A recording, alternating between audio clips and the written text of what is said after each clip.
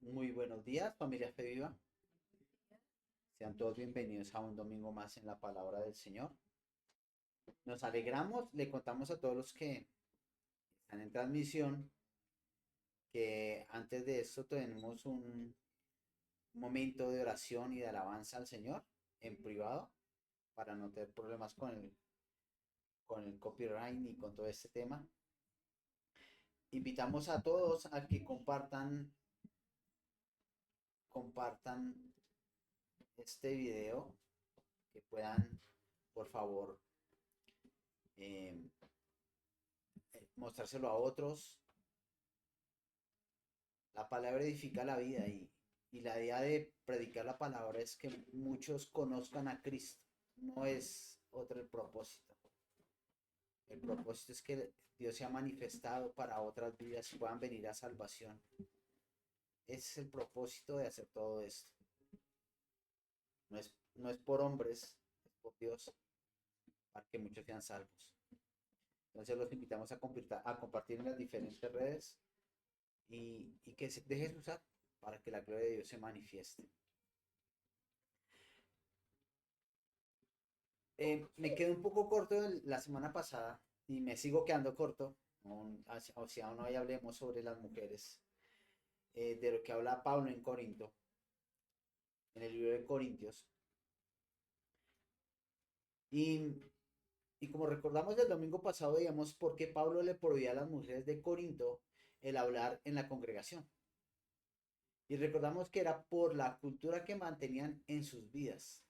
La mujer de Corinto no tenía la mejor reputación, recuerden. Estaban influenciadas por el culto a la diosa Diana de los efesos, y también su vida moral era de muy baja estima delante de todos los demás pueblos. En todas las demás ciudades las tenían en baja estima. Su forma de ser, ellas eran alborotadoras y no sumisas. No eran sumisas al mandato del hombre. Y se parece mucho a muchas personas que conozco en esa época, a muchas mujeres. a- pero aquí Pablo está hablándole directamente a las mujeres que están en la iglesia. No está queriendo influenciar a las del mundo. En el corazón de Pablo saben que las mujeres que estaban fuera de la iglesia llegaran a la iglesia, pero que aprendieran a ser como Dios manda. También tenían otra influencia que era la influencia de los sofistas, que se deleitaban en cuestionar y hablar sobre cualquier tema con palabras de elocuencia humana, con filosofía, con esas cosas que ahora también se ven en las universidades y en muchos lugares donde tratan de debatir sobre cualquier tema y con argumentos humanos pretenden derribar los argumentos de Dios. Y eso a muchos le da admiración, ¿no? Por esa elocuencia con la que hablan, y es casi convincente para los que no conocen a Dios escuchar a estas personas. Y aún los adoran de alguna manera, y eso pasaba en Corinto, que estos sofistas los estimaban mucho. De hecho, ellos ganaban dinero por hacer estas charlas. Y fuera de eso, eh, ellos hacían discípulos, o sea, había gente que quería ser como ellos y se preparaba con esa persona, pero justamente pagaban por eso. Pero Pablo estaba enseñando en la iglesia lo que se había aprendido bajo las leyes judías, bajo lo que Dios había enseñado en el Antiguo Testamento por su palabra. Y justamente eso es lo que Pablo les dice cuando les dice que se sujeten a las palabras de Dios, por las cuales se rigen de muchas maneras. Ya no debemos depositar la mirada confiando en la ley, sino confiando en la promesa que Dios hizo. La ley fue puesta para que viéramos cuál era nuestro pecado, cómo le fallamos a Dios. Pero por la ley no somos salvos. La promesa fue hecha desde Génesis. Y esa promesa que se le dio al hombre de que vendría el Cristo. Pero Pablo se basaba en esto, Génesis 3:16, lo que leímos hace 8 días, pero sobre esa promesa se basaba, Génesis 3:16, sobre esa palabra se basaba, sobre esta norma que había dejado instituida Dios. Dice, luego le dijo a la mujer, estoy leyendo en Nueva Traducción Viviente, todo en Nueva Traducción Viviente. Luego le dijo a la mujer, haré más agudo el dolor de tu embarazo y con dolor darás a luz. Y desearás controlar a tu marido, pero él gobernará sobre ti. Está hablándole a las casadas. Me preguntarán, ¿qué esperaba Pablo entonces de las que eran solteras en la iglesia? Pues lo que Pablo decía era que fueran mujeres virtuosas, como dice la palabra. Que fueran mujeres sabias y prudentes al hablar, no alborotadoras, ni rencillosas. Quería que fueran sumisas a la palabra y al amor de Dios. O sea que en medio del culto no iban a estar gritando ni estar llamando la atención, sino que iban a estar atentas a la palabra para crecer en sabiduría y para llevar después estas palabras a otras personas. Dice Pablo en 1 Corintios 14:34, las mujeres deben guardar silencio durante las reuniones de la iglesia. No es apropiado que hablen, deben ser sumisas tal como dice la ley. ¿Dónde lo dice la ley? ¿Dónde lo dijo Dios? Génesis 3:16.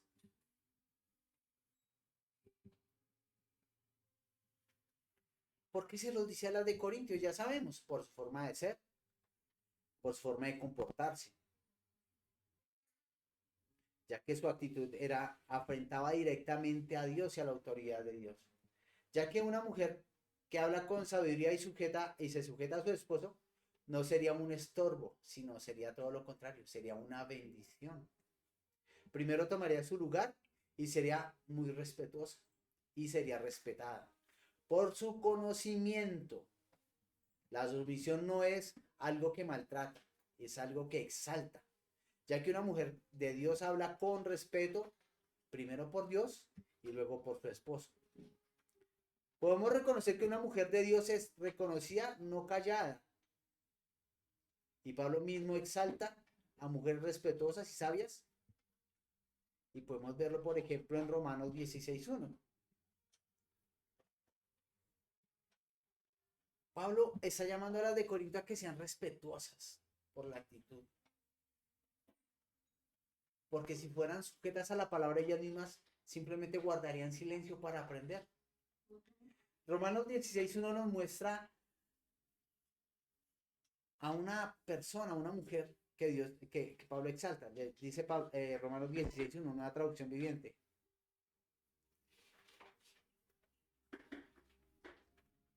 Digan amén cuando lo tengan. Les recomiendo a nuestra hermana Fede, que es diaconisa de la iglesia en Cencrea.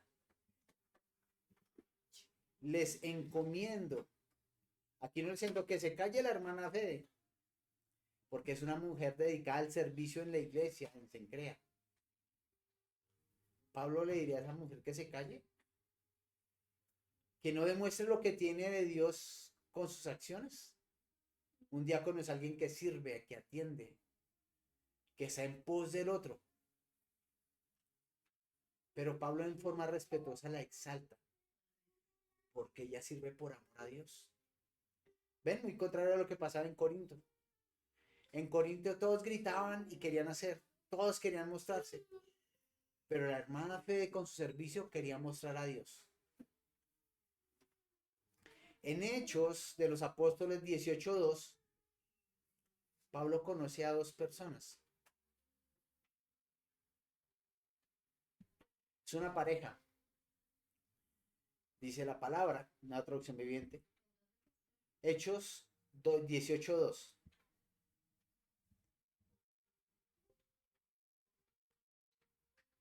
Allí conoció a un judío llamado Aquila, nacido en la región del Ponto, quien estaba recién llegado de Italia junto con su esposa, Priscila.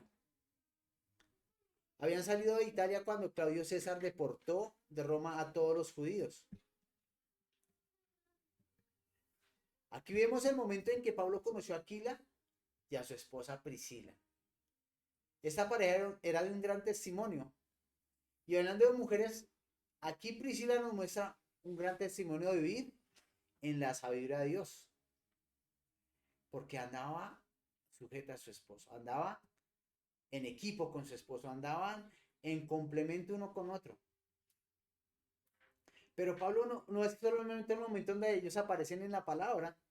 Pablo nos va en varias partes, siempre con un agradecimiento profundo, ya que la mujer de Dios sabe comportarse dándole gloria a Dios y honrando por amor a su esposo.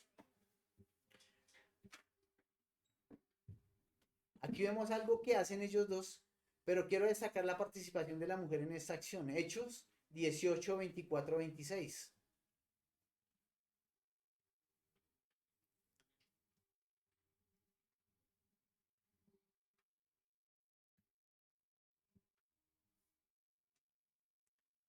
Hechos 18, 24, 26. Dice la palabra. Mientras tanto, un judío llamado Apolos, un orador elocuente que conocía bien las escrituras, llegó a Efeso, desde la ciudad de Alejandría, en Egipto.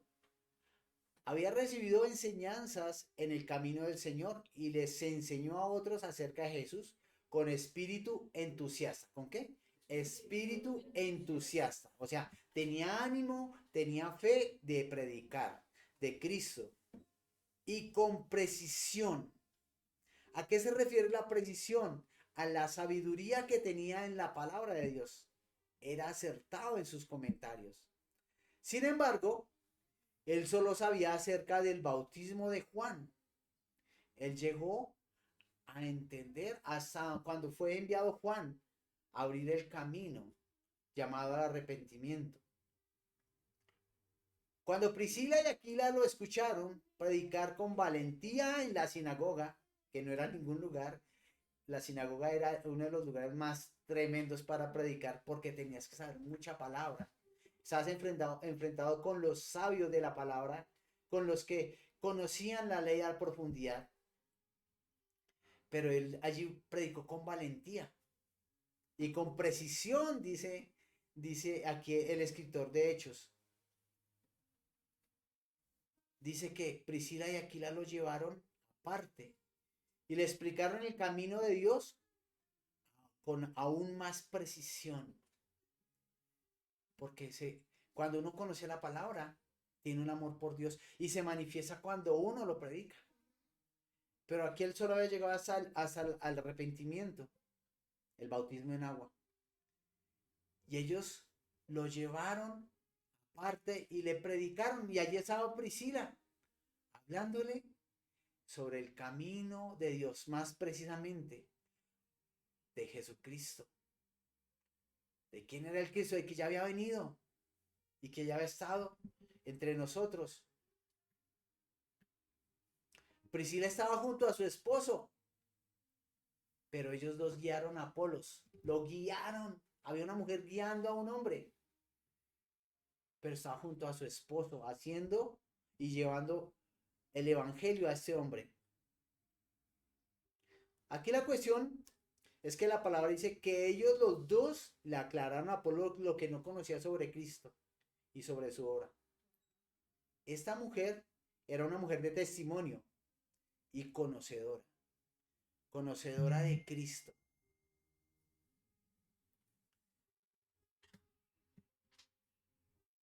En 2 Timoteo 4:19, Pablo vuelve y los menciona.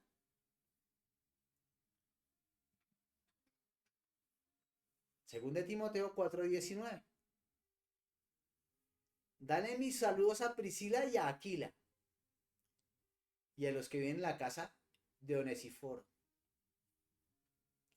Pero aún más, vuelve y lo dice en Romanos 16:3.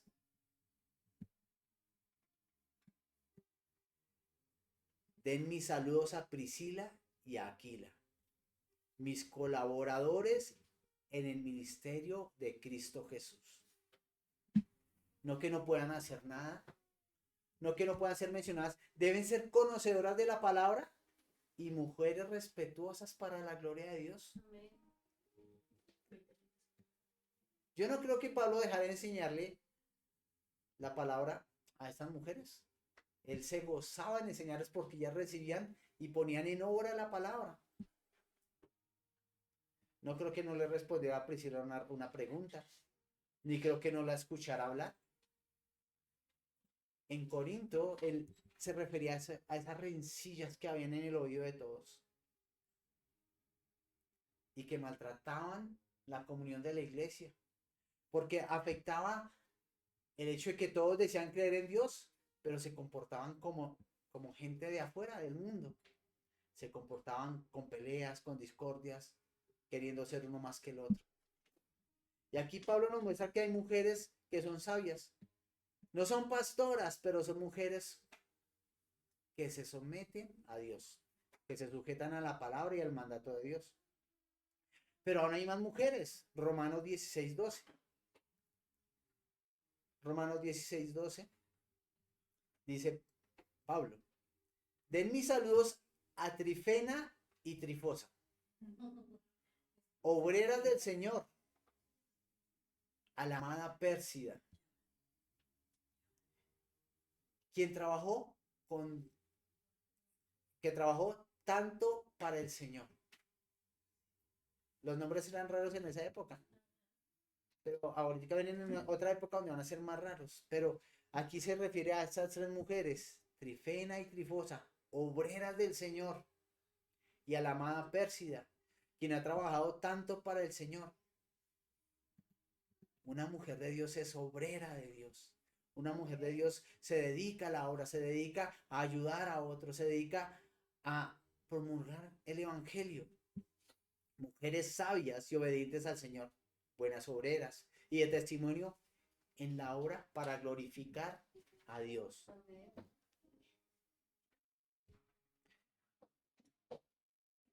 ¿Cómo debe ser una mujer de Dios?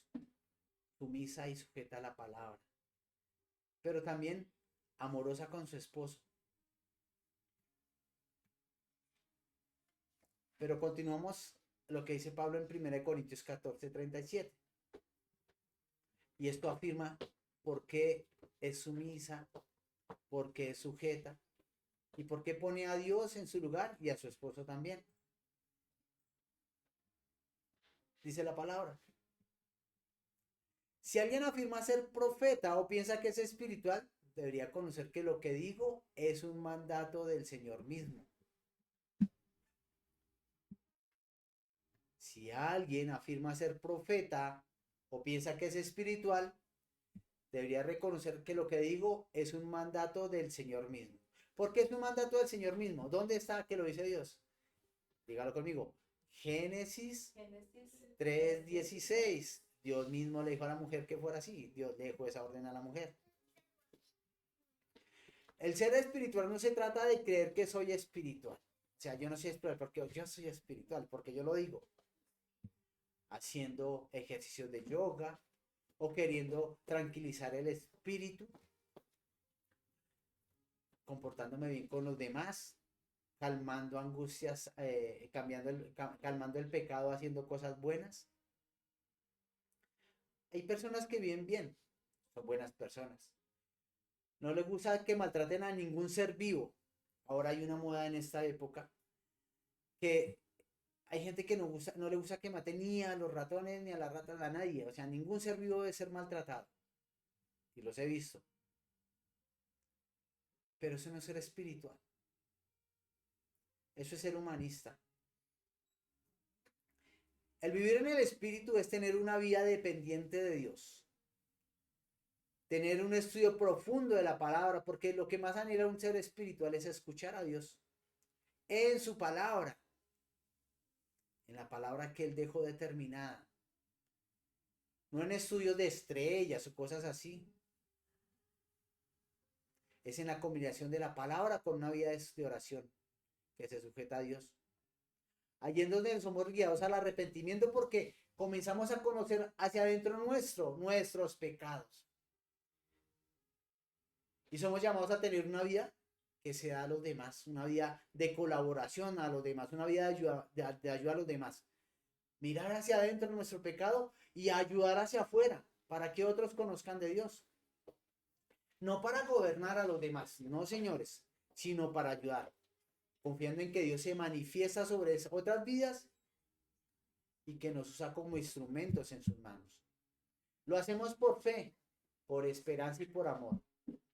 Muy diferente a lo que vivió el pueblo de Corinto hasta ese momento de la carta. Porque hay un momento después. Se cree que Pablo escribió más de 2 cartas, se cree que fueron 3 o 4 cartas. Pero esas solo se encontraron estas dos que estamos estudiando. Así que hasta este momento en que Pablo escribió esta carta, en Corinto habían problemas, habían situaciones difíciles.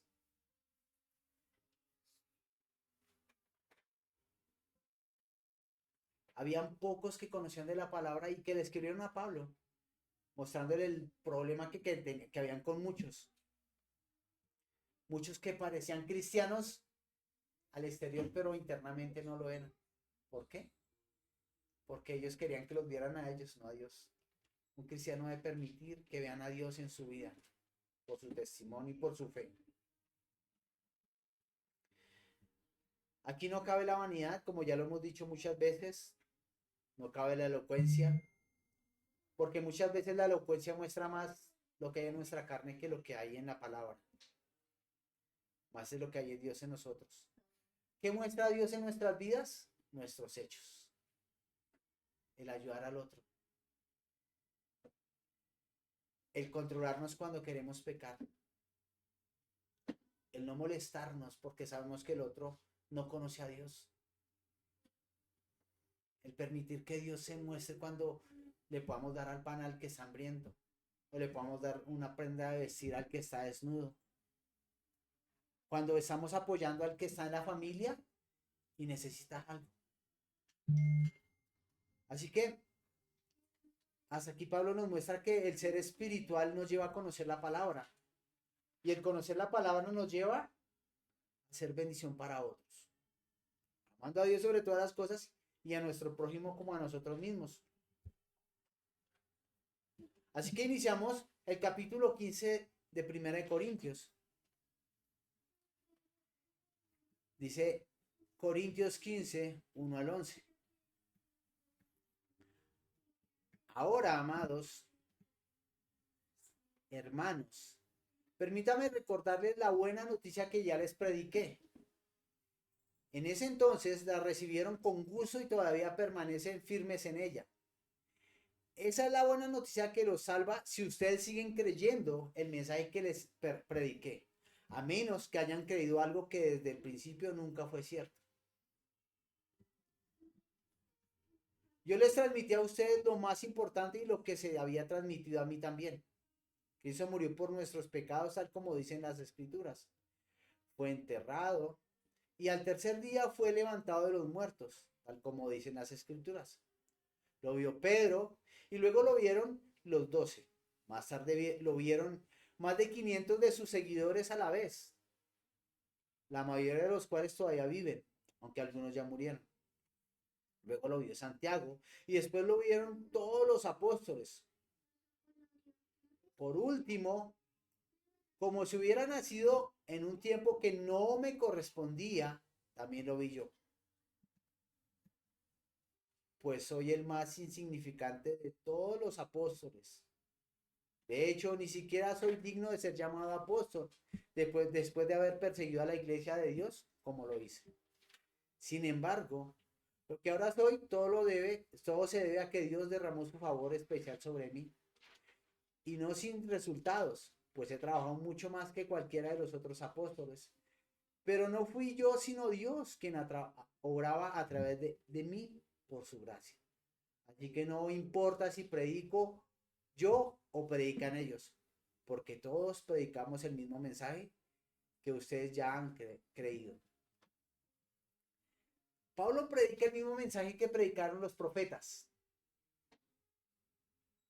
La venida de Cristo y el mensaje que Dios le daba al pueblo de Israel desde antes. Desde muchas maneras se los dijo.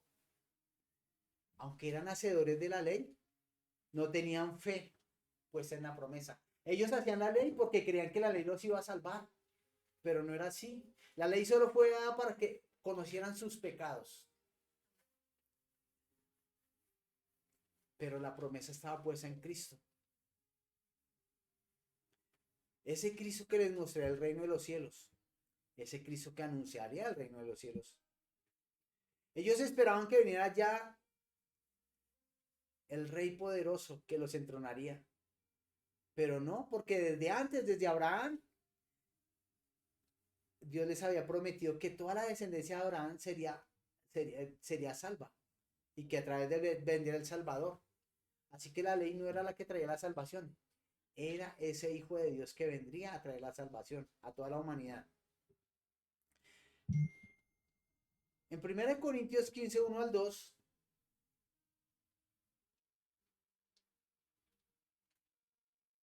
dice la palabra: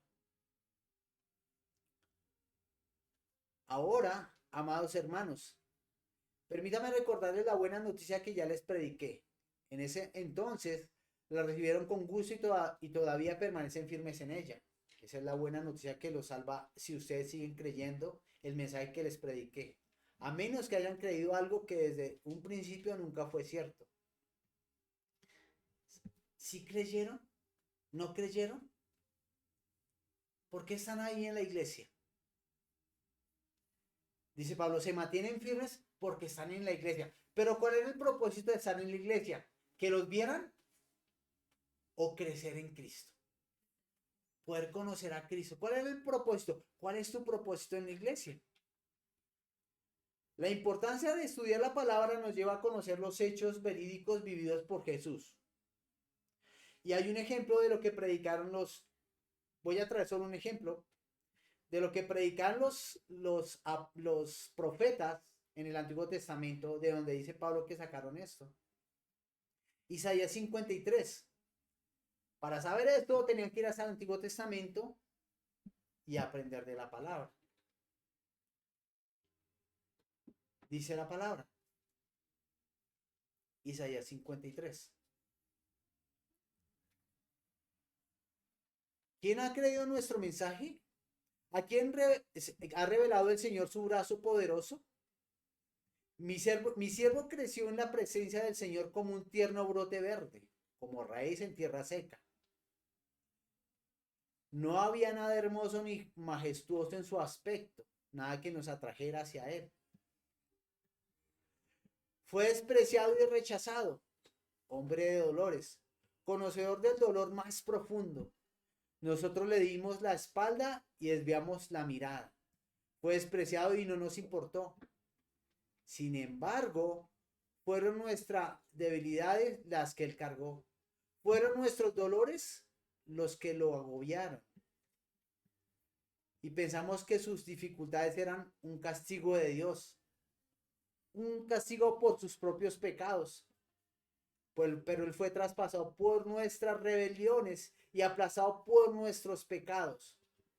Fue golpeado para que nosotros estuviéramos en paz. Fue azotado para que pudiéramos ser sanados. Todos nosotros nos hemos extraviado como ovejas. Hemos dejado los caminos de Dios para seguir los nuestros. Sin embargo, el Señor puso sobre él los pecados de todos nosotros. Fue oprimido y tratado con crueldad. Sin embargo, no dijo ni una sola palabra. Como cordero fue llevado al matadero, y como oveja en silencio ante sus trasquiladores. No abrió su boca. Al ser condenado injustamente, se lo llevaron. A nadie le importó que muriera sin descendientes, ni que le quitaran la vida a mitad de camino. Pero lo hirieron de muerte por la rebelión de mi pueblo. Él no había hecho nada malo y jamás había engañado a nadie, pero fue enterrado como un criminal. Fue puesto en la tumba de un hombre rico. Formaba parte del buen plan del Señor, aplastarlo y acusarlo de dolor, y acusarle de dolor. Sin embargo, cuando su vida sea entregada en ofrenda por el pecado, tendrá muchos descendientes. disfrutará de una larga vida y en sus manos el buen plan del Señor prosperará. Cuando vea todo lo que se logró mediante su angustia, quedará satisfecho. Y a causa de lo que sufrió, mi siervo justo hará posible que muchos sean contados entre los justos. Y digan amén, porque ahí estamos todos. Porque él cargará con todos los pecados de ellos. Yo los rendiré los honores de un soldado victorioso, porque se expuso a la muerte. Fue contado entre los rebeldes. Cargó con los pecados de muchos e intercedió por los transgresores. Eso era lo que enseñaba Pablo y es lo que nosotros debemos creer. Desde la antigüedad se mencionó a Cristo en las Escrituras y muchos deberían estar atentos en el momento que llegó Cristo. Pero no fue así. Muchos conocían la palabra, pero muchos no conocieron a Dios ni conocieron su verdadero corazón. Porque su orgullo estaba en el corazón, porque el creerse más que otros estaba en su corazón, porque el querer satisfacer sus egos los apartaron de Dios. Su mente estaba entenebrecida y estaba apartada de Dios. Aunque conocían la palabra, estaban apartados de Dios. Pablo y los apóstoles se esforzaban por presentar a Cristo como el Mesías, ya que Él es el que en Él se realizaron todas esas profecías y todas las promesas de Dios desde Génesis. Le dio a la humanidad para tener de nuevo la comunicación con Él. Jesús es el camino, la verdad y la vida. Cristo es el camino prometido por Dios. Ese camino que también está allí en Isaías 58. Y aunque las personas judías esperaban a Cristo, esperaban que se manifestara con el poder para rescatar a Israel, Cristo vino abriendo un camino para que los gentiles también viniéramos a Él, para que esa generación que no estaban establecida en los israelitas fuera establecida a través de Cristo, insertada en ese árbol y poder ser salvos a causa de la creencia de que Él es nuestro Rey. Así que Pablo aquí les aclara a los corintios que son salvos por creer en Cristo, porque ellos creyeron el mensaje que se predicó desde el principio. Pero para ser espirituales y conocer esto tenían que haber estudiado el Antiguo Testamento. Y esa es la invitación que se hace. Debemos estudiar las Escrituras. Debemos estudiar las Escrituras para que la gloria de Cristo se manifieste en cada vida y reconocer que lo necesitamos para llevarla a otros. En 1 Corintios 15, 3, 9 dice Pablo. 1 Corintios 15, 3, 9. Yo les transmití a ustedes lo más importante y lo que se me ha transmitido a mí también. Cristo murió por nuestros pecados, tal como dicen las Escrituras. Fue enterrado y al tercer día fue levantado de los muertos, como dicen las Escrituras. Lo vio Pedro y luego lo vieron los 12. Más tarde lo vieron más de 500 de sus seguidores. A la vez, la mayoría de los cuales todavía viven, aunque algunos ya han muerto. Luego lo vio Santiago. Y después lo vieron todos los apóstoles. Por último, como si hubiera nacido en un tiempo que no me correspondía, también lo vi yo. Pues yo soy el más insignificante de todos los apóstoles. De hecho, ni siquiera soy digno de ser llamado apóstol después de haber perseguido a la iglesia de Dios como lo hice.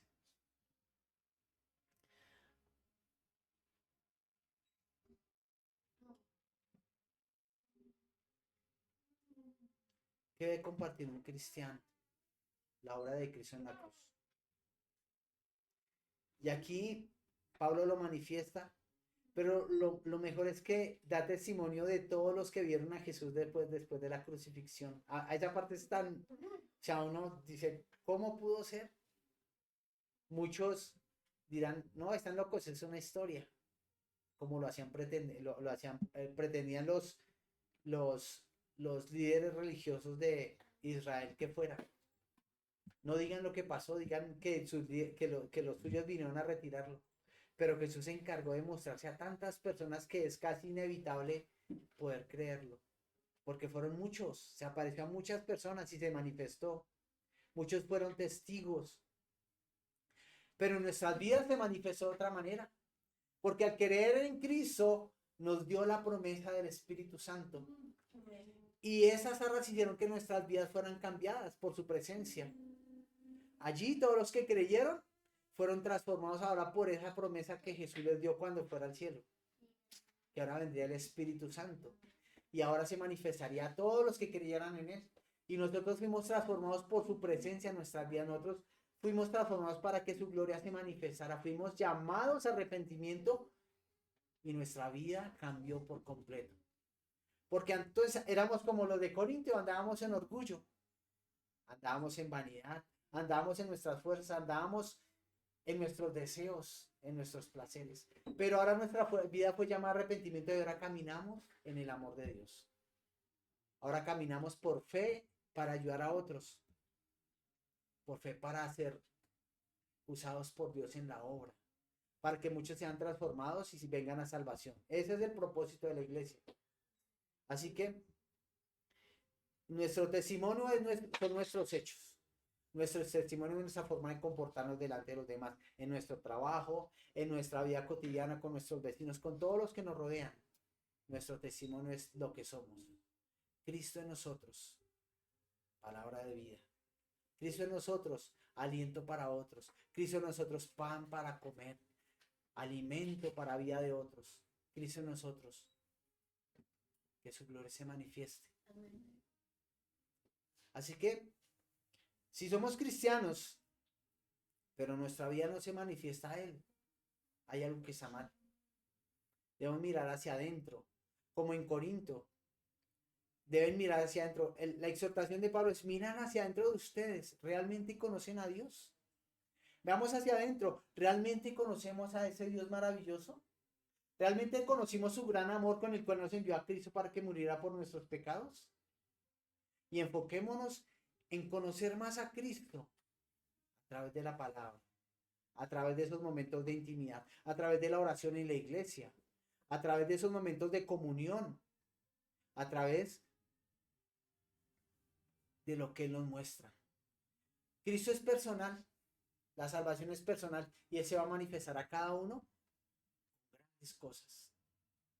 Cada uno tiene un milagro que va a hablar, un milagro que mostrar, pero eso es tuyo con Dios, para que Él se manifieste. No para que tú te glories de eso, sino para que Él la gloria a Dios. Así que vamos a dejar hasta aquí. Pero no nos vayamos sin orar y pedirle a Dios que sea el que nos guíe. Pedirle a Dios que nos dé claridad en su palabra y que cada vez que vayamos a ella podamos comprender cómo debemos orar para que Él se manifieste, cómo debemos dejarnos usar para que Él se manifieste, tocando vidas. Amén.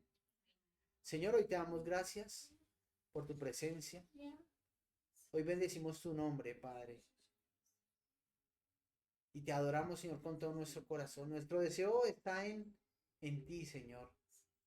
Porque no queremos ser como los corintios en este momento, Señor. No queremos ser idólatras. No queremos ser abusadores. No queremos mostrarnos más que otros, Señor. Por el contrario, nuestro anhelo es que tú te manifiestes en otras vidas y ellos vengan al conocimiento de Cristo para salvación. Para que muchos te conozcan, Señor. Enséñanos a ser oidores y hacedores de tu palabra. A vivir en comunión con tu hermosa presencia, Señor. Y a glorificar tu nombre. Que podamos ser hijos idóneos. Que cuando vengas seamos hallados como hijos que están haciendo la tarea, Señor. Que permanecen para tu gloria, Padre eterno. Porque sin ti nuestra vida no tiene sentido ni razón de ser. Porque predicamos la resurrección de Cristo. Porque predicamos la manifestación del poderoso brazo de Dios sobre Cristo. Así que, Señor, hoy nos rendimos a tus pies, Señor, y te damos gracias por el gran amor con el cual nos has tratado y con el cual tocarás muchas vidas, Padre. Hoy te bendecimos a cada persona que nos rodea en nuestro trabajo, en los lugares donde estemos, Señor. Las bendecimos, Señor, y te pedimos úsanos para que ellos te conozcan a ti, Señor, para que ellos te adoren, Padre eterno, para que ellos te bendigan, Padre amado, para que ellos te amen, para que ellos reconozcan tu presencia, Señor, en el nombre de Cristo Jesús. Hoy descansamos en ti y te damos toda gloria, honra, alabanza y adoración a ti, oh gran Dios, tu Hijo Jesucristo. En el nombre de Cristo Jesús, Señor, te bendecimos, Padre eterno. Gracias te damos por tu Espíritu Santo en nosotros, porque tú eres nuestra esperanza de vida, Señor. Amén y amén. Bueno, nos despedimos y confiamos que la palabra hace mella en el corazón de cada uno. Que el Espíritu Santo nos guíe esta semana para ser mejores, para buscar más a Dios, para buscar más a Cristo en las Escrituras y para hallar fortaleza en medio de cada situación en su presencia. Nos despedimos, familia Fe Viva, y le damos la gloria a Dios por cada vida que está aquí acompañándonos, por cada vida que está a través de la transmisión, y les deseamos que tengan una gran semana, una semana de bendición. Que estén muy bien.